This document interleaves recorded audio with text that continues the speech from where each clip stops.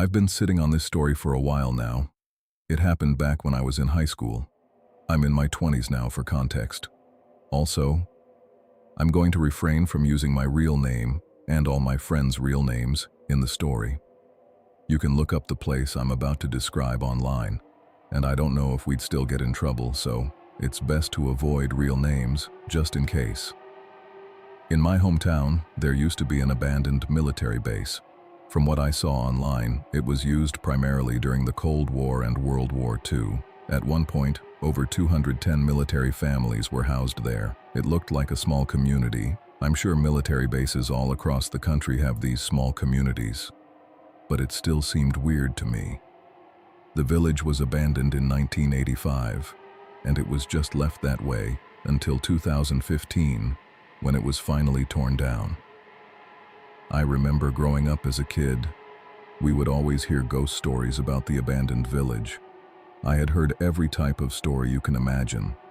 Everything, from demonic cults gathering there, to top-secret military experiments being performed deep underground. Anybody who lives in this area knows all about the abandoned village. It was almost like a lost piece of local lore. When I was in middle school, I remember my older brother coming into my room one night when I had my friends over, and he told me that they had been to the village. We didn't believe him. He described, in detail, what he saw. He looked genuinely scared, but I'm sure that was just part of him messing with us. He started telling us about the church, and how the church had a secret door on the floor, next to the altar. He told us that he could hear moans and screams coming from the church basement. After laying it on thick for a while, he finally had all of us believing him. His irrational story just added to the already mysterious lore of the abandoned village. For years, my friends and I would share stories about this place. We always said that once we were old enough to drive, we would investigate it ourselves. All through high school, we talked about exploring the village, but never went through with it.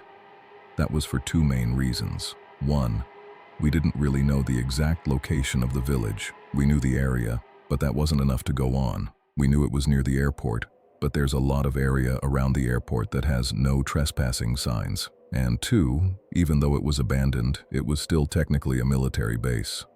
We had no idea what kind of trouble we'd be in if we got caught. On one cool spring night in our senior year of high school, one of my friends, Alex, came to us and told us that he knew where the entrance to the village was. We didn't believe him. He told us that someone he knew had been there and shared the location with him. I was so confident that he was making it up that I told him we should go and investigate. I assumed that we would never find the entrance.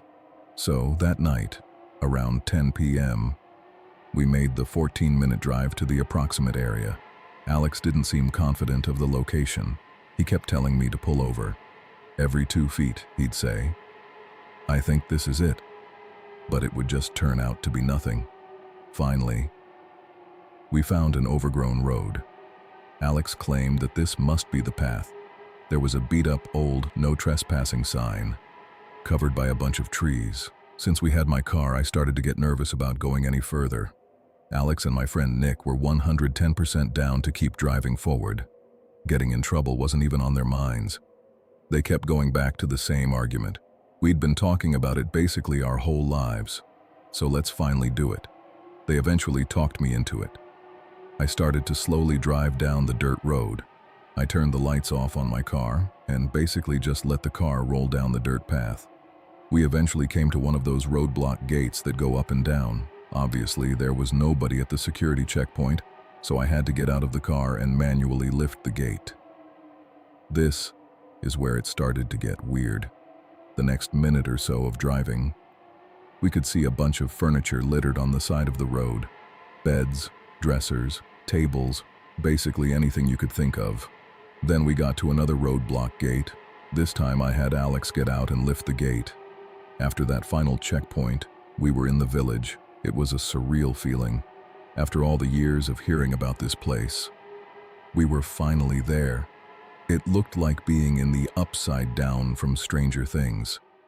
It was like a small neighborhood, but it just looked wrong. You could see that it was decaying. I pulled the car in front of the church. We all got out and quietly started to explore the area. The first thing I noticed was that there were no cameras anywhere that I could see. That made me feel a little better, that maybe we wouldn't get caught. We went to the church first, and it was creepy. There was graffiti everywhere. I looked for the door my brother mentioned when I was a kid, and it was no surprise that there was no trap door. After exploring the church, we went and looked at some of the houses. It was so creepy. It was legitimate housing, and it just looked completely abandoned. Some of the housing units looked like they'd been hit by a hurricane, while others were still intact. The housing that was intact was more creepy than the messed up units. Our friend Scott was with us, and the entire time, he was freaking out. He kept claiming that someone was there. Scott was always afraid of something. We kept telling him that it was just because of the nature of what we were doing, that his imagination was probably playing tricks on him. While in one of the houses, we all stopped abruptly, because there was an unnatural sound. What I mean is that it didn't sound like a typical noise a house makes. I asked my friends if they had heard it, and they all had. It sounded like wood creaking, like the sound it would make if someone were walking on the wood. Instead of continuing to listen, Alex shouted, asking if anyone was there, and the noise stopped. We all stood in that house for a 1 minute, trying to talk about what we had just heard. I truly didn't know. Alex and Nick were sure that it was just an old abandoned house making noises, not Scott. He was sure that we weren't alone. Either way, I told the group I wanted to leave. I had such an uneasy feeling being there, and I just wanted to go home. I could tell Alex and Nick wanted to stay. Since I drove, I told them that we were leaving. While we were heading to the front door, Scott jumped back suddenly. He quietly pointed to one of the windows on the side of the house. 3 shadows could be seen moving on the outside of the house that was next door. We all became dead silent. Those were clearly the shadows of heads that were moving just outside the window. As quietly as I could, I stepped over to the window and looked outside. I could see the shadows move just out of sight, into the backyard of the house we were inside. I whispered, as quietly as I could, that we needed to make a run for the car. Everyone nodded. Without thinking, we all just sprinted right out the door and in the direction of my car. Once the car was in sight, Scott, who was in front of us, screamed at the top of his lungs. We all looked, and standing next to the back seat of my car was a tall woman with a disgusting old black dress on. She had the back door open, and it looked like she was about to get into the vehicle because one leg was already halfway into the back seat. When she heard Scott scream, she let go of the door and ran inside the church. We continued running towards the car. When we got there, I looked in the back seat and, thankfully, nobody was back there. We got into the car and drove off as fast as we could. I remember going so fast that I lost control on the dirt and almost crashed the car.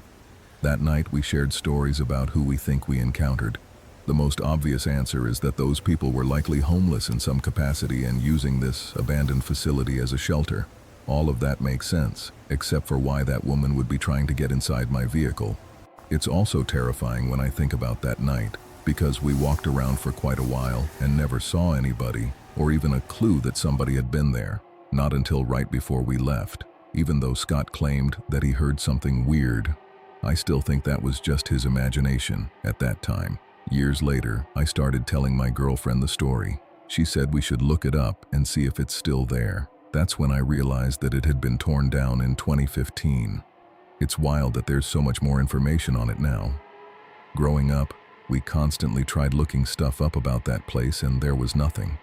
Because of that, it added more to the mysterious lore of the abandoned village. I'm just happy we left when we did, and that Scott screamed when he saw the tall woman. If we had been 10 seconds later running to the car, who knows how this night could have ended.